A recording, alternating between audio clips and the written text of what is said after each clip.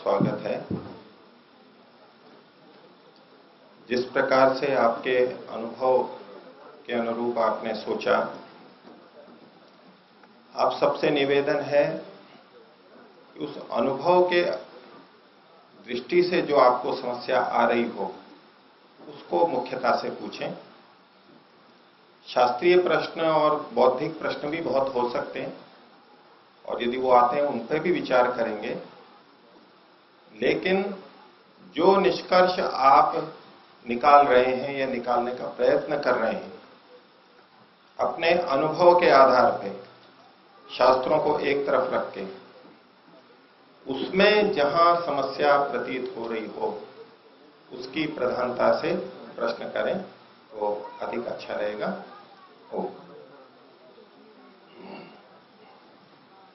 आचार्य जी, हमारा पहला प्रश्न है, क्या कोई व्यक्ति अपनी इच्छाओं को कम करता है तो क्या वो ज्यादा सुखी होगा या दुखी होगा? पहले की तुलना में उसकी स्थिति कैसी होगी?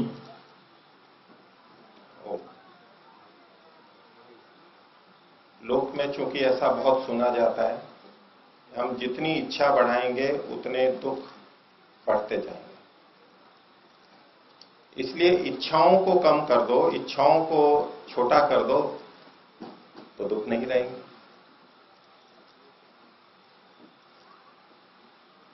ऐसा कुछ लोग करते भी हैं। इस प्रश्न का उत्तर देने से पूर्व मैं थोड़ी इसकी पृष्ठभूमि आपके सामने रखूं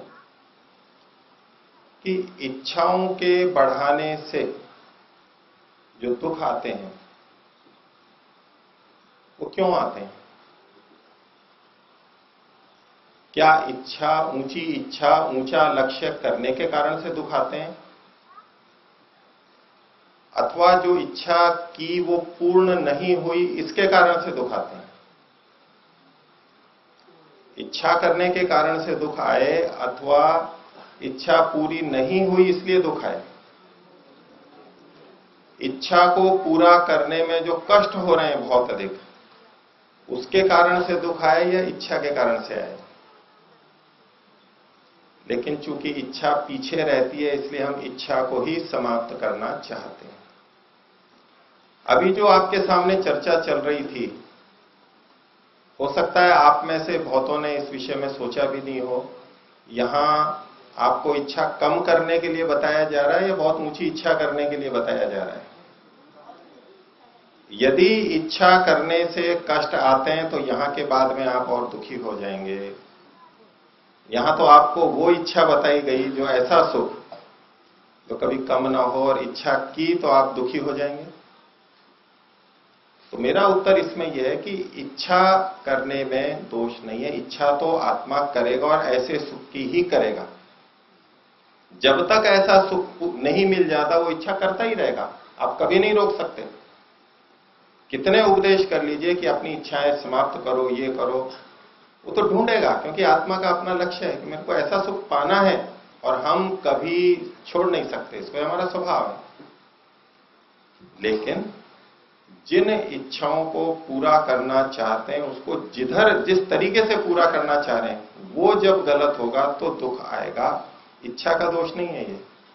इच्छा पूर्ति करने का जो उपाय हमने लिया, साधन लिया, उसमें दोष है। तो इच्छाएं, आपको क्या लगता है जो आध्यात्मिक व्यक्ति हैं उनमें इच्छाएं कम होती हैं, ज्यादा होती हैं? आप कहेंगे कम होती हैं कि 2 कपड़े में काम चला लेते हैं, 1 सब्जी में काम चला लेते हैं।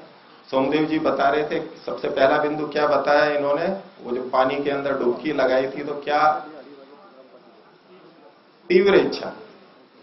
तो इच्छा को और बढ़ा लेंगे तब तो दुख और आ जाएंगे।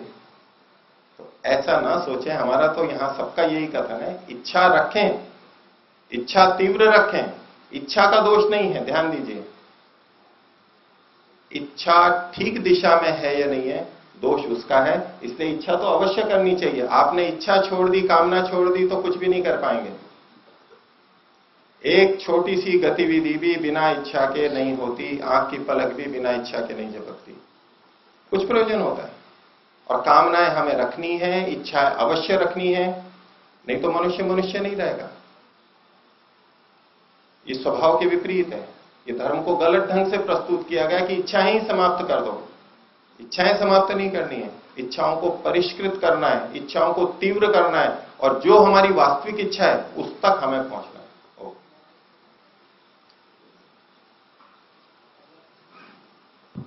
अगला प्रश्न है, क्या सुख और दुख से समझौता करना चाहिए या नहीं? जी, समझौता हम प्रसन्नता से करते हैं या मजबूरी से करते हैं? ये समझौता जो शब्द है, पति पत्नी में भी बहुत से समझौते आप लोग करते हैं। समझौता ये लोग तो यही कहते हैं। हम अपनी भारतीय संस्कृति का गुणगान करते हैं कि एक पति और एक पत्नी, वो पाश्चात्य लोग करते हैं ये तो समझौता कर रखा है और कुछ नहीं है। अंदर से पूछो साथ रहना चाहते हैं या नहीं रहना चाहते। वो पाश्चात्य समझौता नहीं करते, कोई इतने तक पसंद आया रहे, फिर अगली शादी, दूसरी, तीसरी, 10वीं कितनी भी कर लें, वो समझौता नहीं करना चाहते। तो जो समझौता करते हैं, समझौते का अनुभव तो हमारा ज्यादा है पाश्चात्यों से। ये समझौता स्वतंत्रता से होता है या मजबूरी से होता है? समझौता स्वतंत्रता है या मजबूरी है? समझौते के साथ मजबूरी जुड़ी हुई है।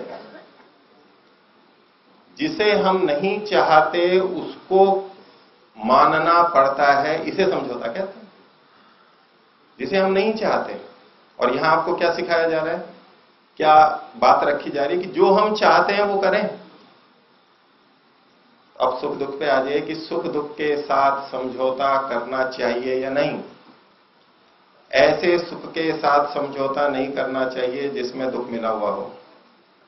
ये जो सारे आध्यात्मिक व्यक्ति हैं, जिसमें सांसारिक व्यक्ति इतने सुख देख रहा है, उसी में लगा हुआ है। ये आध्यात्मिक व्यक्ति छोड़ के क्यों चला गया, राजपाट छोड़ के क्यों चला गया? उसने समझौता किया या नहीं किया? अगर समझौता करता तो वो भी कहां रहता? कहां रहता? वही संसार में ही रहता। तो जिस चीज को हम चाहते हैं, जो हमारी आंतरिक इच्छा है, उसके साथ कभी समझौता नहीं करना चाहिए, और कोई कर नहीं सकता। करेगा तो दबेगा, प्रगति नहीं होगी, विकास समाप्त होगा। हमें ऐसे सुख के साथ समझौता नहीं करना है जिसमें दुख मिला हुआ हो। हमें ऐसे सुख के साथ समझौता नहीं करना है जो बहुत थोड़ा सा हो, जो रोग पैदा करता हो। इसलिए समझौता तो करना ही नहीं है। अगर समझौता गमों से करेंगे तो वो तो आपने कर ही रखा है, दुनिया कर ही रही है। संसार के सुखों में इतने दुख हैं, फिर भी वहीं रुके हुए हैं। समझौता क्यों? समझौता हमें मनुष्य शरीर इसलिए मिला है कि हम इस दुख से ऊपर जाएं, इस समझौते को छोड़ें। हम समझें कि ये शुद्ध सुख भी है। हां, समझौता वो करते हैं जिन्हें ये नहीं पता है कि कोई शुद्ध सुख होता भी है, तब कर सकते हैं। कोई रास्ता नहीं है तो हम समझौता करते हैं, और तब उसी को स्वीकार करते हैं। बोले खुशी खुशी समझौता किया, और कोई रास्ता ही नहीं है इसलिए किया है, तो क्या खुशी खुशी समझौता किया है? दुख को भी खुशी खुशी ले लो। ये तब की बात है जब हम ऊंचे लक्ष्य को ध्यान में नहीं रखते हैं। और ऋषि लोग यही तो बताते हैं, वेद यही तो बताता है कि एक सुख और ऐसा है, आपको यहां समझौता करने की जरूरत नहीं है। जब तक पसंद आए यहां लो, और इससे उठ करके वहां चले जाओ।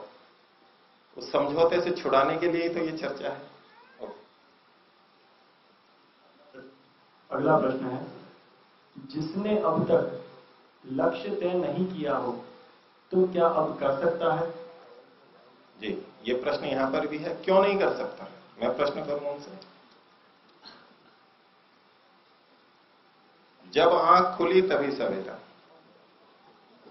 जब भी चाहें लक्ष्य निर्धारित कर सकते हैं और तभी चल सकते हैं। अब यहां से मुंबई जाना था और जयपुर की तरफ चल पड़े। बोले जी क्या मैं अपना लक्ष्य अब बदल सकता हूं? अब तो मैं जयपुर की तरफ चल पड़ा हूं, तो क्यों ना अब इसी तरफ चलता रहूं? आप कभी भी सलाह नहीं देंगे कि चलते रहिए जयपुर की तरफ। भाई आपको जिस समय पता लग गया लक्ष्य है मुंबई, जा रहे हैं जयपुर की तरफ, जिस समय पता लग गया उसी समय पलट जाओ, वापस रास्ता वहीं की वहीं। कभी भी कर सकते हैं, जीवन के अंतिम क्षण तक कर सकते हैं।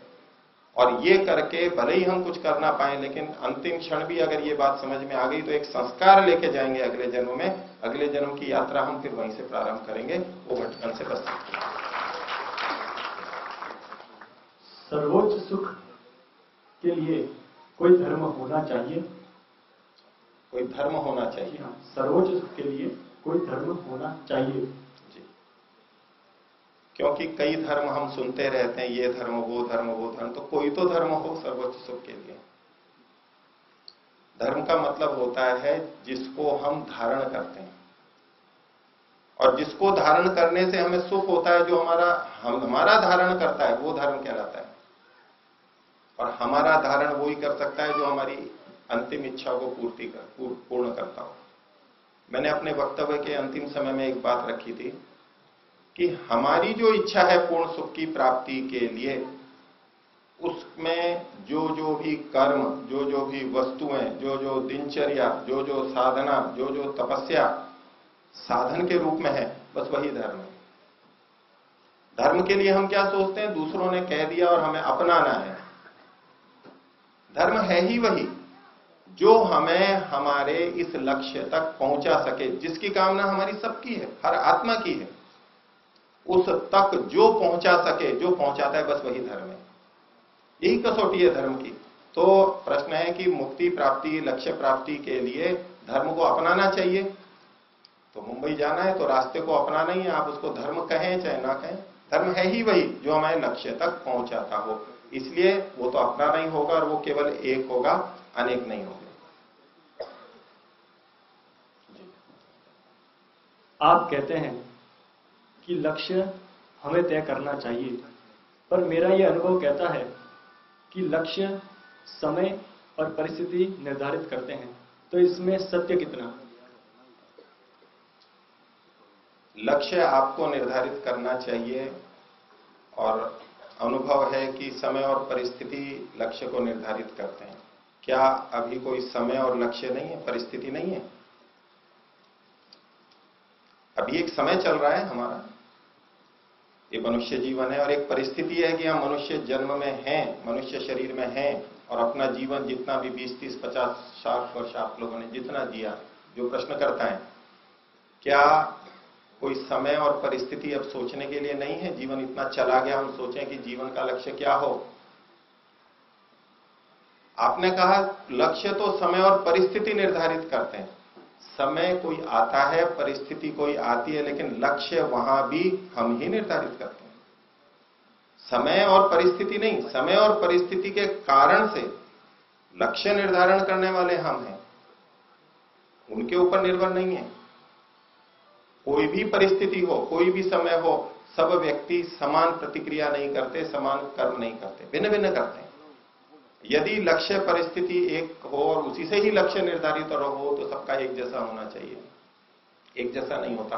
तो उस स्थिति में भी लक्ष्य हमें ही निर्धारित करना होता है, और लक्ष्य वही हम स्वीकार करेंगे अंतरतम से जो हमारा है, और नहीं तो दूसरों का बनाया हुआ लक्ष्य हम स्वीकार करेंगे, सोचेंगे कि उसने हमारे पे थोपा है, और हमारी इच्छा है वो पूर्ति कैसे होगी, वो हम दूसरे पे थोपेंगे।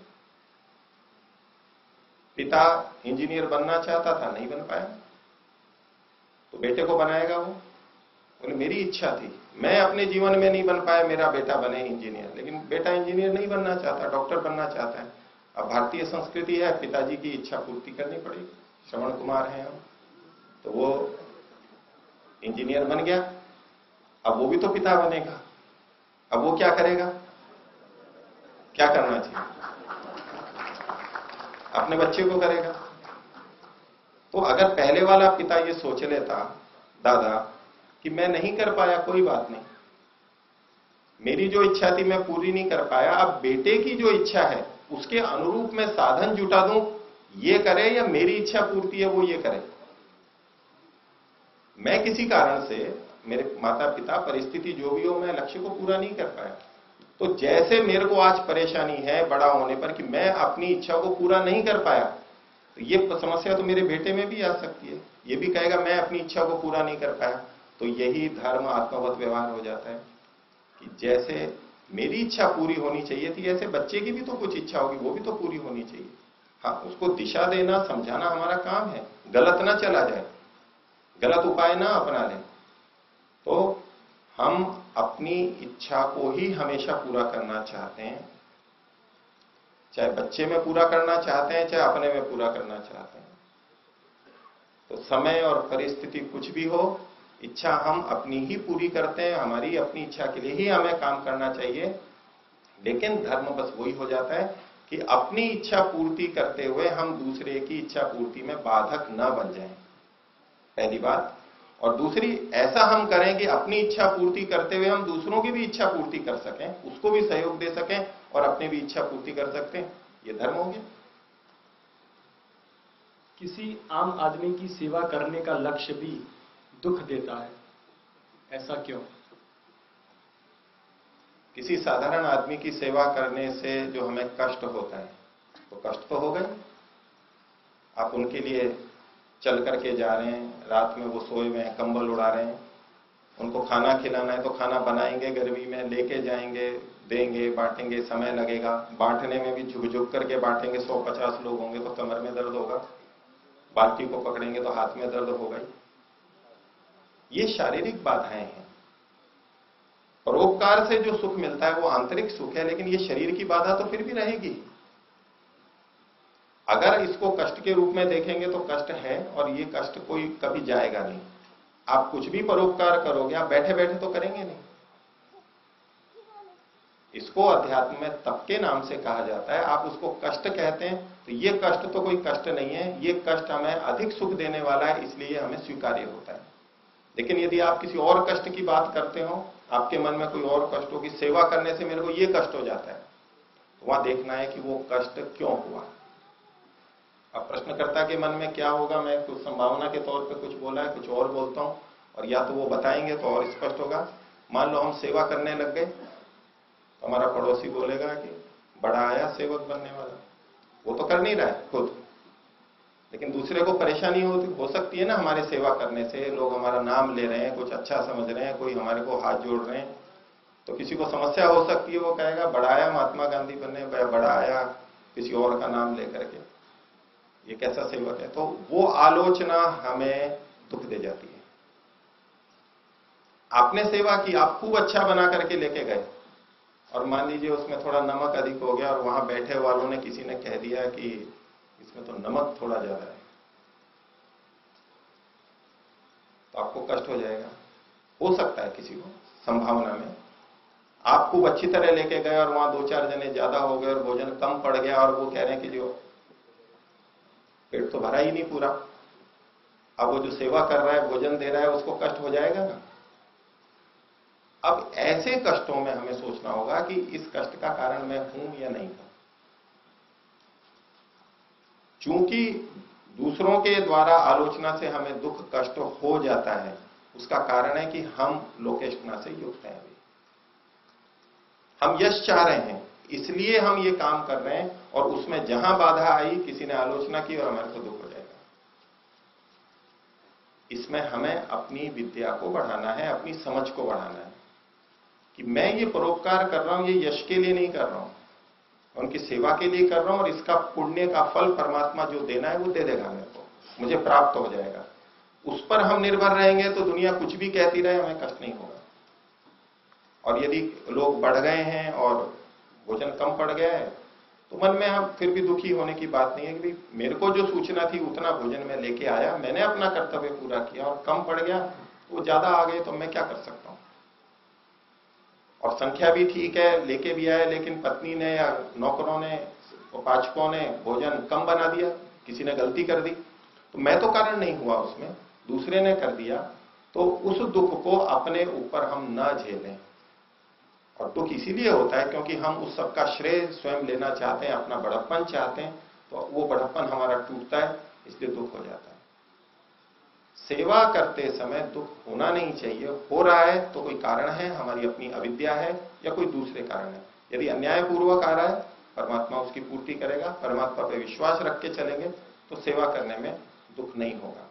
अपनी इच्छा से सेवा कर रहे हैं, स्पष्टता है, तो सेवा करने से दुख नहीं होगा। शारीरिक पसीना आएगा, कष्ट होगा, वो तो होगा, वो तो झेलना ही है, उसी का ही तो फल हमें आगे पुण्य मिलने वाला है, सुख मिलने वाला है। जी। किसी व्यक्ति को सभी सुख मिल जाए तो उस व्यक्ति का जीवन किस दिशा में रहेगा? किसी व्यक्ति को सभी सुख मिल जाए और सभी सुख की उनकी कल्पना क्या है प्रश्नकर्ता की? सभी भौतिक सुख,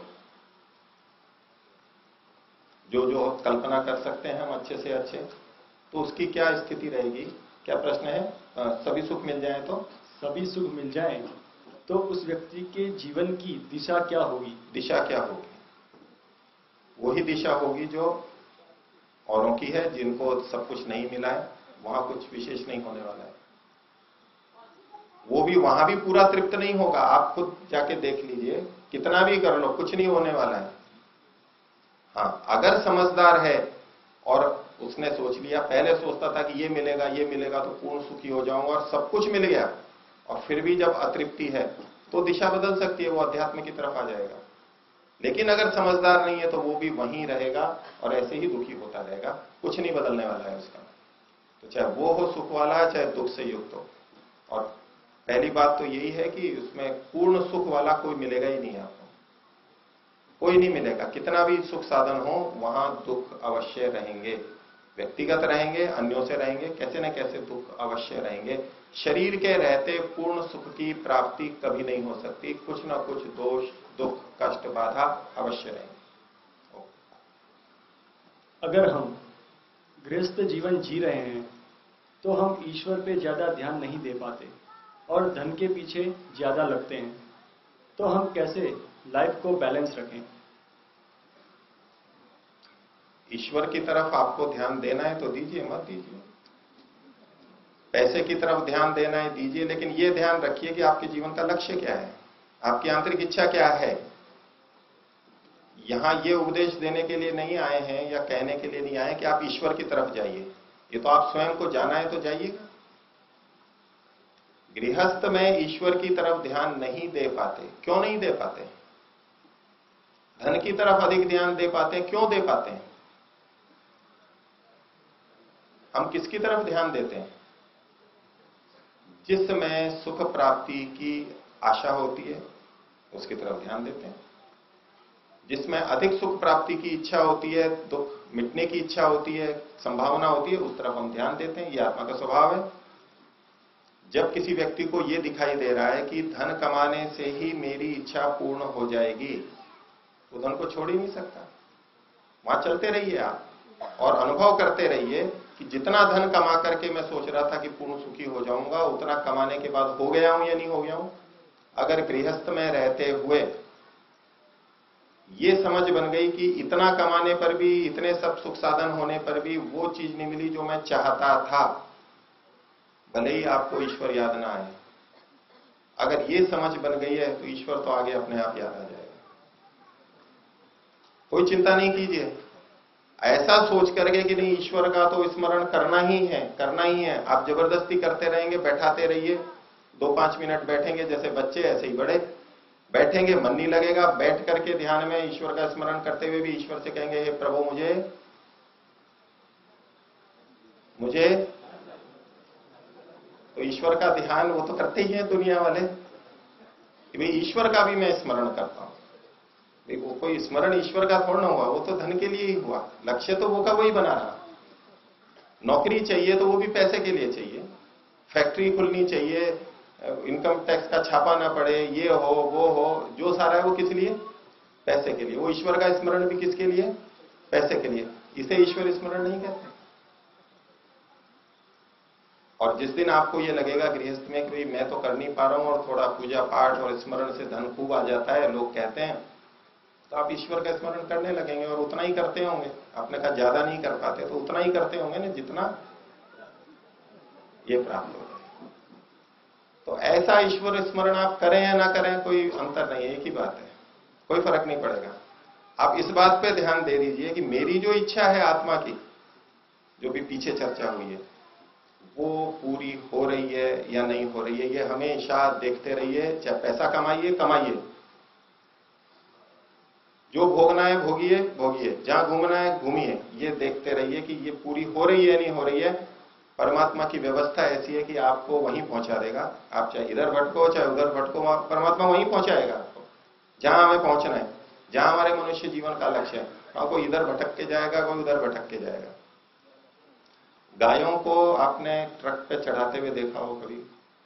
गौशालाओं से जाते हैं तो गायें बिदकती हैं बहुत सारी, सब नहीं चढ़ती हैं कि हम उसको यूं कहें और वो सीधे सीधे चढ़ती चली जाए। वो डरती है, वो बचने के लिए इधर जाती है, कभी इधर भागती है। तो क्या करते हैं उसको, या तो इधर से हाँकते हैं, एक इधर खड़ा होता है, इधर जाने लगती है तो इधर हाँकते हैं, इधर जाने लगती है तो इधर हाँकते हैं, लेकिन बढ़ आगे ही रही है। तो कोई समझदार गाय होती है तो फिर वो खड़ी हो जाती है, आगे नहीं बढ़ती। वो पीछे से भी मारते हैं फिर, और दो रस्सियां बांध देते हैं, एक इधर कि इधर जाने लगेगी तो इधर से खींचेंगे, इधर जाने लगेगी तो इधर से खींचेंगे। जल्दी से चढ़ जाएगी तो आसानी से चढ़ जाएगी ट्रक पे, और नहीं तो पिट पिटा करके देरी से जाना वहीं पर ही है। तो ये गृहस्थ भी ऐसा ही है, संसार सबके लिए ऐसा ही है। जितनी जल्दी समझ में आ जाए कि वहीं जाना है, वही लक्ष्य है, तो जल्दी से चले जाएंगे, और नहीं तो थोड़ी देर लगेगी, कोई बात नहीं। प्रथम सत्र की जो हमारी शंका समाधान चल रही है, इसका आखिरी प्रश्न, लौकिक इच्छा पूरी करने के लिए पौराणिक मान्यता वाले बाधा रखते हैं, जो कोई बार पूरी भी हो जाती है और कोई बार नहीं भी होती, ऐसा क्यों? एक बार फिर से पढ़िए। लौकिक इच्छा पूरी करने के लिए पौराणिक मान्यता वाले बाधा रखते हैं। बाधा का मतलब क्या है? मन्नतें, मन्नतें, मनोती मनाते हैं, ठीक है, गुजराती वर्ड है बाधा जी। जो कोई बार पूरी भी होती हैं और कोई बार नहीं भी होती, तो ऐसा क्यों? तो ताकि मनोती करते हैं, कभी पूरी होती है या नहीं होती है। तो यदि आप कभी पानी पिए और कभी प्यास बुझे और कभी नहीं बुझे, ऐसा होता है? होता है कभी? आपको गरम गरम पानी दे दिया जाए, इच्छा नहीं है तो प्यास नहीं बुझेगी, और ठंडा अगर जैसा पानी है वैसा पिएंगे तो पूर्ति होनी चाहिए, हर बार होनी चाहिए। और कभी होती हो और कभी नहीं होती हो तो क्या मतलब होता है? चिकित्साओं का, औषधियों का जब अनुसंधान होता है तो कोई डॉक्टर कहे कि मेरे ये रोगी ठीक हो गया, ये ठीक हो गया, तो कुछ तो ठीक हो जाए और कुछ ठीक ना हो, तो उसका क्या मतलब होता है? औषधियों का अनुसंधान करते हैं, यदि 50% रोगी लाभ प्राप्त कर रहे हैं और 50 को लाभ प्राप्त नहीं हो रहा है, तो उस औषधि को कारगर नहीं माना जाता, सफल नहीं माना जाता। कुछ हो रहे हैं, कुछ नहीं हो रहे हैं, ये इस बात का संकेत है कि ये औषधि कारण नहीं है। इसलिए एक नकली औषधि भी दी जाती है परीक्षण के लिए, एक कंट्रोल ग्रुप रखते हैं व्यवस्थित, उसको प्लेसिबो बोलते हैं, जिसमें दवाई कुछ नहीं होती है लेकिन दिखती दवाई जैसी है। वो कैप्सूल होगा, गोली होगी, वो सोचेंगे कि हमारे को दवाई दी जा रही है, उनमें से भी ठीक होते हैं बहुत सारे। ये सत्य है, वैज्ञानिक प्रयोग करते हैं। कभी भी वैज्ञानिक पद्धति में केवल औषधि से नहीं दिया जाता, कंट्रोल ग्रुप प्लेसिबो से अवश्य रखते हैं, और उससे तुलना करते हैं कि बिना औषधि दिए भी जो ठीक हो जाते हैं, वो प्रतिशत इसमें से घटाते हैं कि जो औषधि दी गई है कुछ तो वैसे ही अपने आप ठीक होने वाले थे। तो किसी भी मान्यता से, मनोती से या बाधा से जो हमें आता है निर्णय, वो कितने आते हैं ये संसार में हमें देखना होगा। आता है कुछ और कुछ नहीं आता है, तो इसका मतलब है कि जिसके कारण से हम सोच रहे हैं ये हमारी कामना पूरी हुई है, वो कारण नहीं है, कारण कुछ और है। उसका यही निष्कर्ष आता है, यदि उससे हमें लाभ हो रहा है तो वो फिर अधिकांश में होना चाहिए, 70, 80, 90% लोगों को होना चाहिए। लेकिन अगर वो सारा आकलन करते हैं हम तो ऐसा नहीं होता, लेकिन दुनिया फिर भी ऐसी चीजों को करती रहती है, क्योंकि जिसको नहीं हुआ उसके लिए कह देते हैं कि आपके मन में कोई खोट है, भावना अच्छी नहीं थी इसलिए नहीं हुआ, और जिसका पूरा हो गया वो 10 जनों को बोलता है। और भावना ऐसी फैला रखी है कि जिसकी कामना पूरी नहीं हुई वो बोल भी नहीं सकता, दूसरों को बोलेगा तो वो कहेंगे कि तेरे मन में खोट होगा कुछ ना कुछ, और अपने खोट को कौन बताना चाहेगा, वो चुप हो जाता है। और जिसकी पूर्ति हो गई वो 10 जनों को कहता है मेरा भाग्य था, देवता मेरे पे प्रसन्न है, देवता का मेरे पे आशीर्वाद है, इससे उसकी प्रशंसा होती है। और वो 10 को कहेगा तो 10 जने फिर पहुंचेंगे वहां पर, वो क्रम चलता रहता है।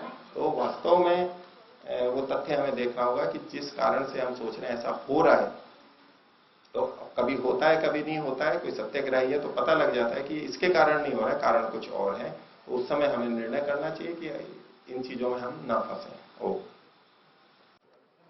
मैं 2 मिनट में पहले मेरा परिचय दे दूं। मैं रिटायर्ड बैंक मैनेजर हूं। आज तक मैंने जितने भी लक्ष्य रखे जिंदगी में, ऑलमोस्ट सब पूरे करते चला गया। अभी जो वाणी चली थी उसमें एक पांडाई थी कि लक्ष्य को पार करने के लिए थोड़ा धीरज रखना पड़ता है। अभी मेरे मन में दुविधा ये है, आज तक जितने भी लक्ष्य किए 5 साल 10 साल मेरे सब क्लियर होते गए और ईश्वर की कृपा से खुश हूं, सुखी हूं। लास्ट 10-15 साल से एक लक्ष्य जो मैंने रखा था वो लगभग 5-6 साल में पूरा होने मांगता था, लेकिन गुरुजी 15 साल हो गए। अभी वैसे लक्ष्य पॉजिटिव है, लक्ष्य अच्छा है, उसमें कोई बुराई नहीं है, बिल्कुल अच्छा ही है, उसमें भावना भी अच्छी है, मेहनत भी करता हूँ, लक्ष्य भी रखता हूँ। 15 साल हो गए हैं, अभी भी मेरा लक्ष्य पूरे दिखने के कोई चांसेस दिखते नहीं है। तो कब तक मैं धीरे रखूं? जरा मेरे को मार्गदर्शन दीजिए।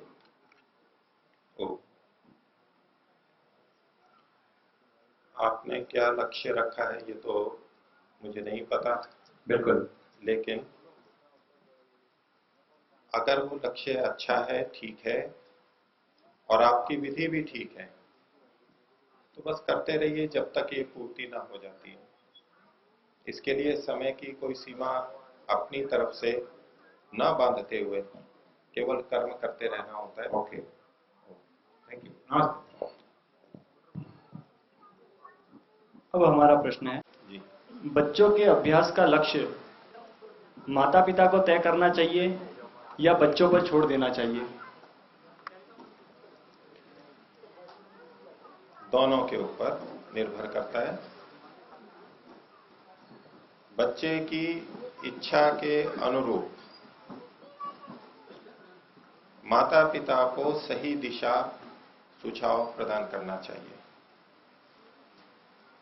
माता पिता की इच्छा हो और माता पिता योजना बनाएं, ऐसा ना करके बच्चे की इच्छा के अनुरूप अनुकूल सलाह दी जानी चाहिए। बच्चे की इच्छा को परिष्कृत करने के लिए भी हमारा प्रयत्न हो सकता है, करना चाहिए, क्योंकि बच्चा अपने आप तो इच्छा नहीं करेगा कि मुझे ये बनना है, ये करना है।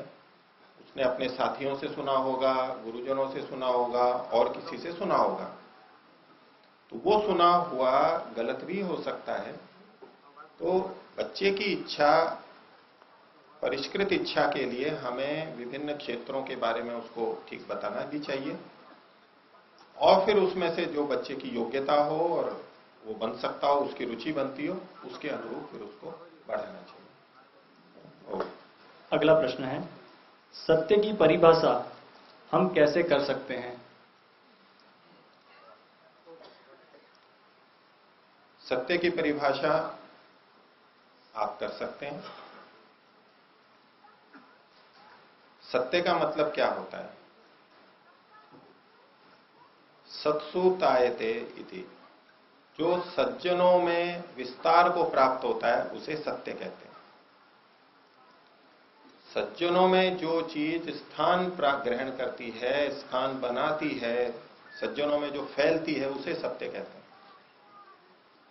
और सज्जनों में कौन सी बातें रहती हैं?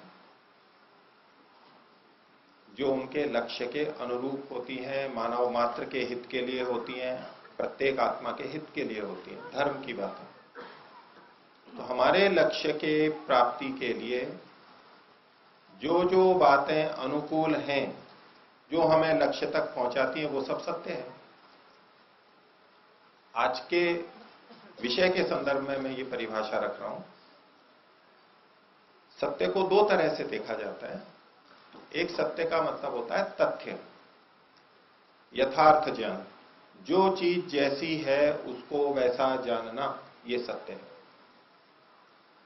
दूध यदि लाभदायक है, जितना लाभदायक है उसको वैसा ही मानना, ये सत्य का ग्रहण है। और शराब जितनी हानिकारक है उसको भी ग्रहण करना, ये इतनी इतनी हानि करती है, ये ज्ञान प्राप्त करना, ये भी यथार्थ है, ये भी सत्य है। तो सत्य का एक अर्थ हुआ तथ्य, वास्तविकता, फैक्ट, जो चीज जैसी है वैसा स्वीकार करना, ये एक सत्य है। और दूसरा सत्य है हमारे बोलने से संबंधित, या हमने सत्य बोला या झूठ बोला, वो हमारे आचरण से जुड़ा हुआ है। कई बार वो तथ्य के विपरीत भी हो सकता है, लेकिन योग दर्शन में जो सत्य कहा गया यमों के अंदर अहिंसा, सत्य, अस्तेय, ब्रह्मचर्य और अपरिग्रह, इन 5 यमों में जो सत्य है उसका मतलब है जैसा हमारे मन में है, अर्थात जैसा हमने जाना है पढ़ के, सुन के, अनुमान करके या प्रत्यक्ष से, वैसा ही बोलना, वैसा ही कथन करना, ये सत्य कहलाता है। हो सकता है हमने कोई गलत सूचना प्राप्त की हो, लेकिन जैसा हमारा ज्ञान है हम वैसा बोल रहे हैं, ईमानदारी से बोल रहे हैं। अंदर कुछ और तथ्य है और बोल कुछ और रहे हैं, ये असत्य हो जाता है। ये वस्तु कितनी लाभदायक है या कितने गुण हैं, बेचते समय यदि बढ़ा चढ़ा के बोलेंगे, पता है कि इसके गुण कम है लेकिन बढ़ा चढ़ा के बोल रहे हैं, तो ये असत्य का प्रयोग हो गया। तो इन 2 तरह से हम सत्य को देख सकते हैं, सत्य की 2 तरह से हम परिभाषा कर सकते हैं, करना चाहिए। लक्ष्य तय करने के बाद जब तक सफलता नहीं मिलती तब तक उससे हटना नहीं चाहता हूं, पर हर बार गाड़ी पटरी से उतर जाती है। आचार्य जी, ऐसा रास्ता बताएं कि मैं लक्ष्य को पा सकूं। अब जैसा भी आपका लक्ष्य हो, हम तो जीवन लक्ष्य को मान के चलते हैं, तो उत्तर आप ही स्वयं सोचिए। मैं आचार्य सोमदेव जी ने जो उदाहरण दिया उसको लेता हूं कि पानी में एक आदमी को डुबा दिया, शिष्य को, और उसमें केवल एक ही इच्छा है कि कैसे सांस को ले सकूं। उस बीच में कोई और दूसरी इच्छा उसको आ सकती है? नहीं आ सकती।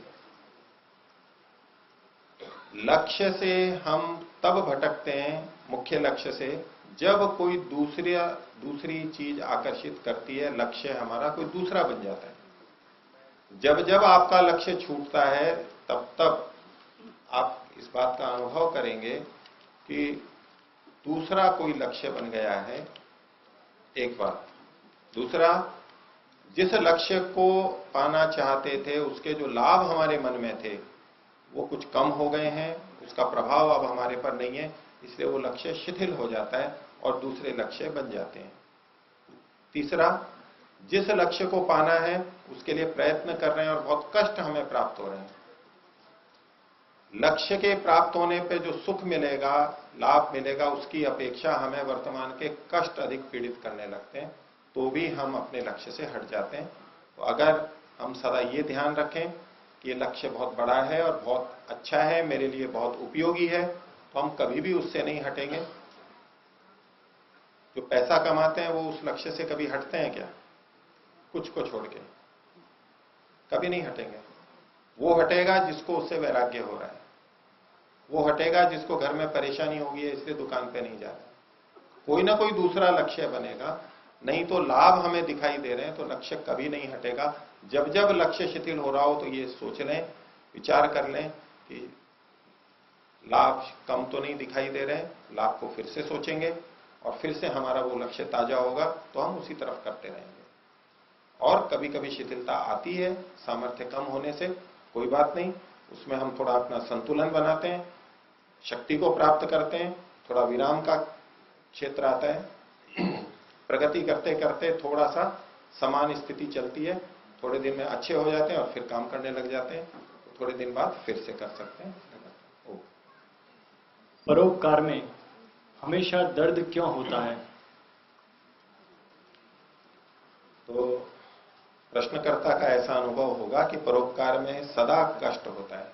परोपकार में सदा कष्ट ही क्यों होता है? तो मेरी दृष्टि से या आप में से बहुतों की दृष्टि से तो सदा कष्ट नहीं होता। परोपकार में बहुत सुख भी मिलता है, आंतरिक सुख मिलता है, बाहर से भी मिलता है, लोग बहुत प्रशंसा करते हैं।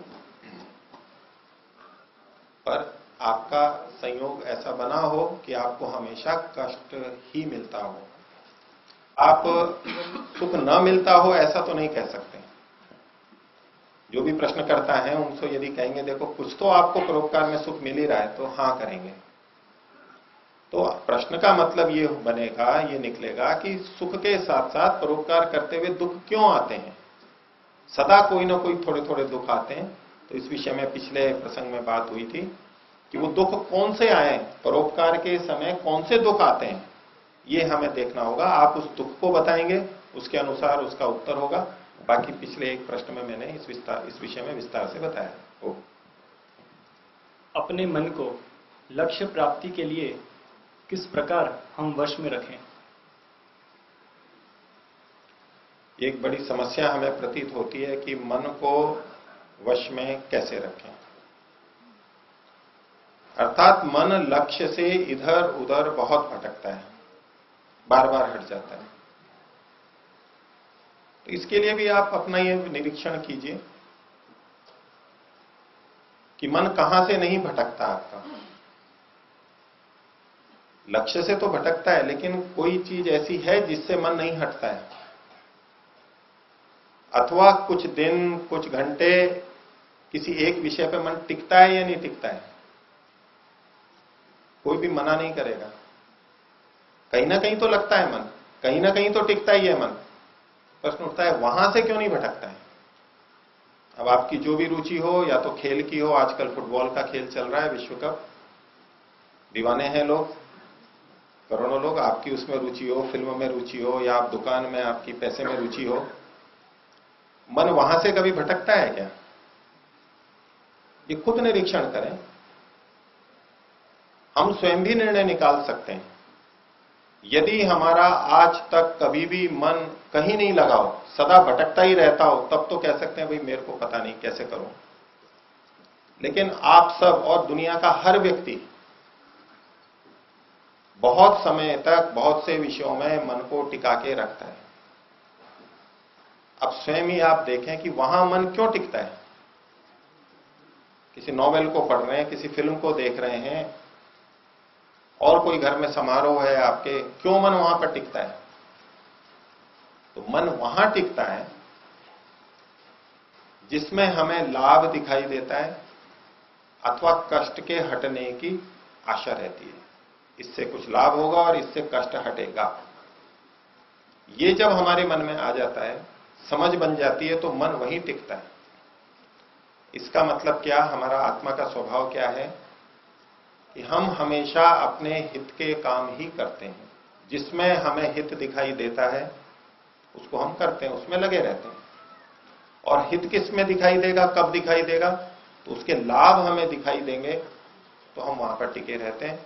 तो जहां आपका लक्ष्य है, जो आपने लक्ष्य बनाया है, उसके लाभ बार बार सोचिए, लाभों को अधिक से अधिक विचारिए, सदा मन में स्मरण रखिए, तो मन वहीं टिका रहेगा। मन जा ही नहीं सकता कहीं। मन कोई चेतन वस्तु नहीं है कि हम तो चाह रहे हैं कि मन यहां से ना हटे, लेकिन मन चला जाता है। जैसे घर का कोई पिल्ला हो या बिल्ली हो, हम चाहते हैं इधर रहे, लेकिन वो सरक के उधर चला जाता है। मन ऐसा नहीं है। मन वाहन की तरह है, गाड़ी की तरह से है। जहां और जिस तरह से हम चलाएंगे वैसे ही वो चलेगा। और मन चलता कैसे है? हमारे ज्ञान के अनुरूप, हमारी इच्छाओं के अनुरूप। आप अपने ज्ञान को बदल देंगे, अपनी ज्ञान को बदलने से अपनी इच्छाओं को बदल लेंगे, तो जहां आपकी इच्छा होगी मन तो वहीं पर ही टिकेगा। तो मन को कोई दोष नहीं देना है। वस्तुतः हम नियंत्रित नहीं रह पा रहे हैं, आत्मा स्वयं नियंत्रित नहीं रह पा रही है, अपने ज्ञान को हम केंद्रित नहीं कर रहे हैं। और जब जब भटकन हो तो समझ लें कि अभी मेरे को ज्ञान को ठीक करना है। जैसे कि वाहन चलाने वाला यदि वाहन इधर उधर भटक रहा है तो ये नहीं कहेगा कि वाहन को मैं कैसे करूं, वाहन इधर जा रहा है, वाहन भटक रहा है। भटक नहीं रहा है, हम नहीं चला रहे हैं उसको ठीक तरह, या हम दूसरी तरफ मोड़ रहे हैं इसलिए वो भटक रहा है। तो हमें ही अपने ज्ञान को ठीक रखना है, और ज्ञान के अनुरूप फिर इच्छा रखेंगे तो मन कभी नहीं भटकेगा, मन वहीं टिकेगा। ओ आचार्य जी, हमें अपनी इच्छा की पूर्ति करनी चाहिए या अपने परिवार की? जी, हमें अपनी पूर्ति करनी चाहिए इच्छाओं की या परिवार की।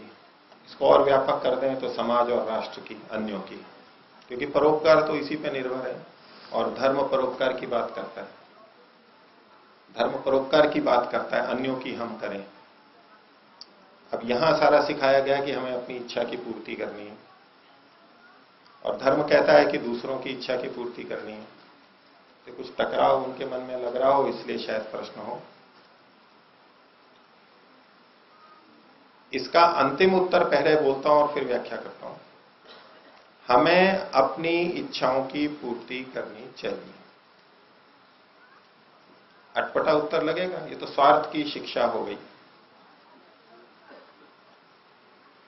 परिवार आपने क्यों बसाया है?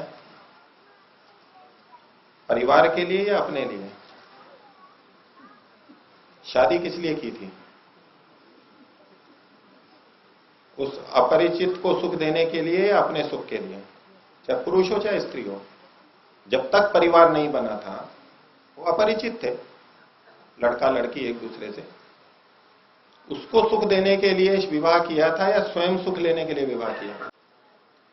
क्या अनुभव है? अपने लिए ही है ना।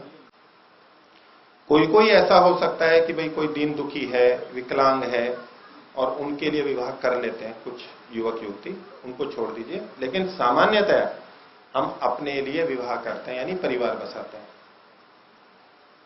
और हम अपने लिए ही बच्चों को पालन करते हैं। ये दिखने में स्वार्थ है, लेकिन वास्तव में ये स्वार्थ तब नहीं बनेगा जब हम दूसरों का हित करते हुए अपना स्वार्थ सिद्ध करते हैं। अपने स्वार्थ से कोई भी कभी भी छूट नहीं सकता, कभी नहीं छूट सकता। ये आत्मा का स्वभाव है।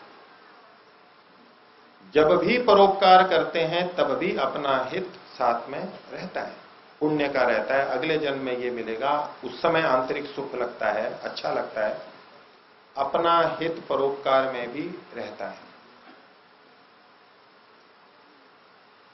अपनी हानि करके परिवार का हित करना ऐसा कोई आत्मा करेगी नहीं, कभी भी कोई मनुष्य नहीं करेगा ऐसा। यदि स्वयं कष्ट पाकर के भी परिवार का भला कर रहे हैं तो उसको परिवार का भला करने में भी अपना हित ही दिख रहा है साथ में। ये आवश्यक है, ये आत्मा का स्वभाव है। और इसको हमारे उपनिषद के ऋषियों ने कहा कि कोई भी पति पत्नी को इसलिए नहीं चाहता कि वो पत्नी को की इच्छा करता है, वो अपने सुख के लिए पत्नी को चाहता है। ऐसे ही पत्नी अपने सुख के लिए पति को चाहती है। माता पिता अपने सुख के लिए बच्चों को चाहते हैं, और बच्चे भी अपने सुख के लिए माता पिता को चाहते हैं। है कठोर, लेकिन ये सत्य है। क्या माता पिता बच्चों को हटा नहीं देते जब वो विपरीत आचरण करते हैं? क्या बच्चे माता पिता को अलग थलग नहीं कर देते, अपना घर अलग नहीं बना लेते जब माता पिता बाधा खड़ी करने लगते हैं या बाधा उनको प्रतीत होती है? ये होता ही है, ये होगा। हमें अपना हित पूरा करना है, ये आवश्यक है। जो परोपकार की बात करते हैं उस परोपकार में भी अपना स्वार्थ अवश्य रहता है। अपने स्वार्थ को छोड़ करके परोपकार नहीं होता। लेकिन परोपकार वो होता है जिसमें दूसरे का हित करते हुए अपना हित सिद्ध किया जाता है, इसलिए वो परोपकार है। इसलिए इसको स्वार्थ नहीं कहा जाता। और स्वार्थ, जिसे हम निंदित स्वार्थ कहते हैं, छोड़ने की बात करते हैं, वो होता है जिसमें दूसरे की हानि करके हम अपना हित सिद्ध करते हैं, उसे स्वार्थ कहते हैं।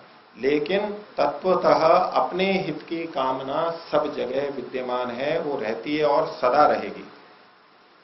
इसलिए आपका प्रश्न ये था कि हम अपने स्वार्थ को पूरा करें या परिवार के स्वार्थ को पूरा करें।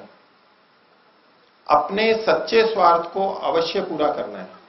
हमें सच्चा स्वार्थी बनना है उस लक्ष्य की प्राप्ति के लिए जो हम पूर्व सत्र में बात कर रहे थे। ऐसा सुख हमें मिले, इसके लिए हमें प्रयत्न करना है। केवल अपने सुख के लिए जो लगता है वो पूरे सुख को प्राप्त नहीं कर सकता। दूसरों के सुख के लिए भी जो काम करता है उसका अपना स्वार्थ पूरा संपूर्ण होता है। महर्षि दयानंद ने आर्य समाज के नियमों में एक नियम दिया, प्रत्येक को अपनी ही उन्नति में संतुष्ट न रहना चाहिए। ये स्वार्थ की बात हुई, अपनी उन्नति में संतुष्ट न रहना चाहिए। किंतु सबकी उन्नति में अपनी उन्नति समझनी चाहिए।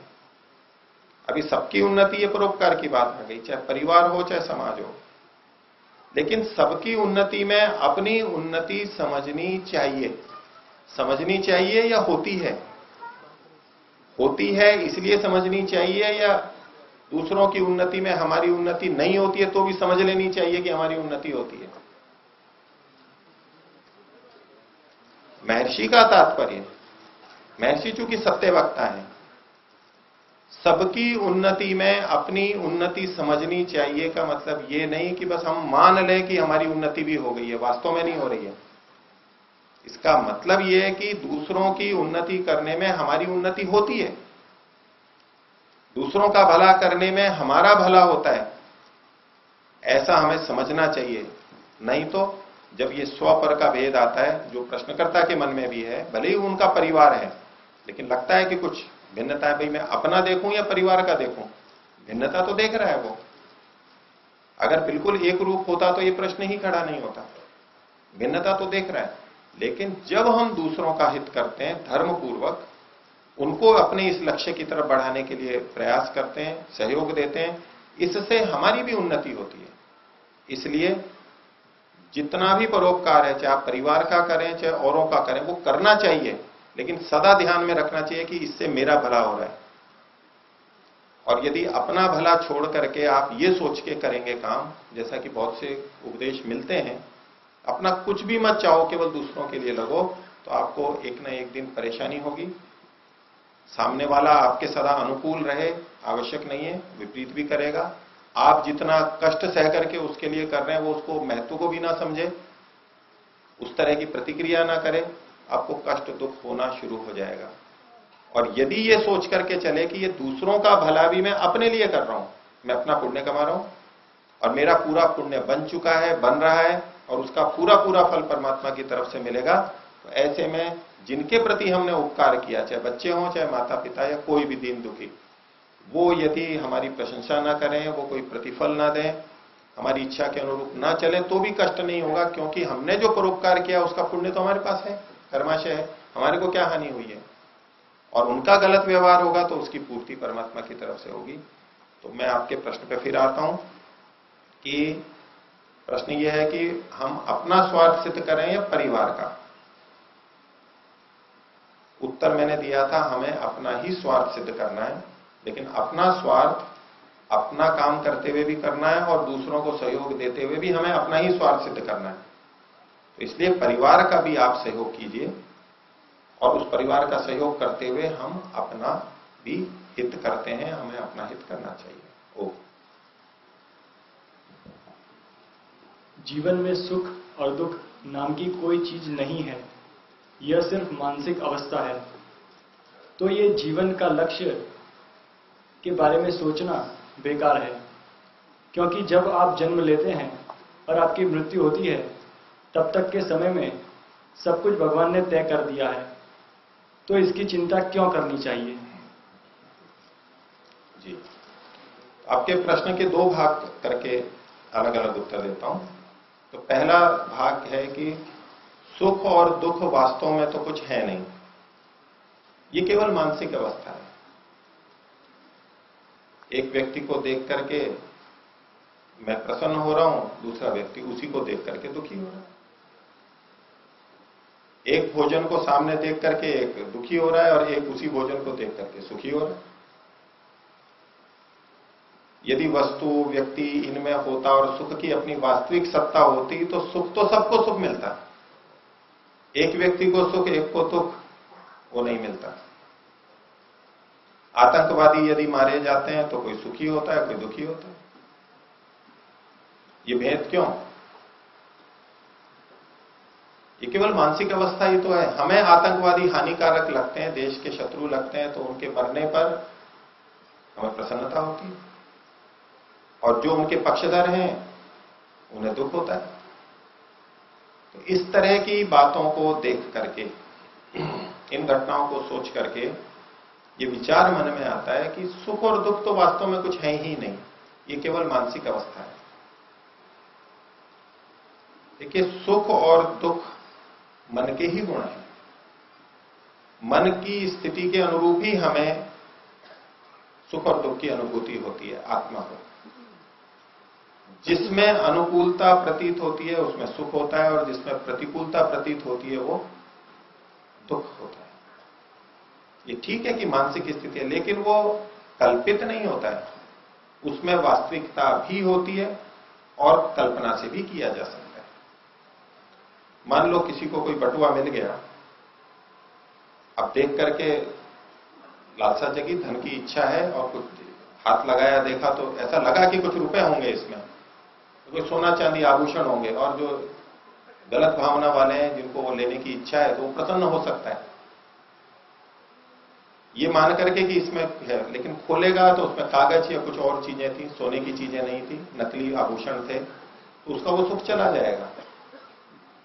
तो जिस ज्ञान के आधार पर हमने अनुकूलता समझी थी वो वास्तव में अनुकूलता थी नहीं।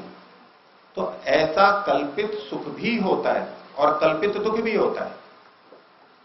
कोई अतिथि हमारे घर आ गया और हम सोच रहे हैं कि खाना बनाना पड़ेगा, इनकी व्यवस्था करनी पड़ेगी, दुख हो रहा है। लेकिन अतिथि ने, हमारे रिश्तेदार ने आकर के कहा, जी मेरी तो इच्छा है कि मैं आपके नाम से अपना सारी वसीयत करना चाहता हूं।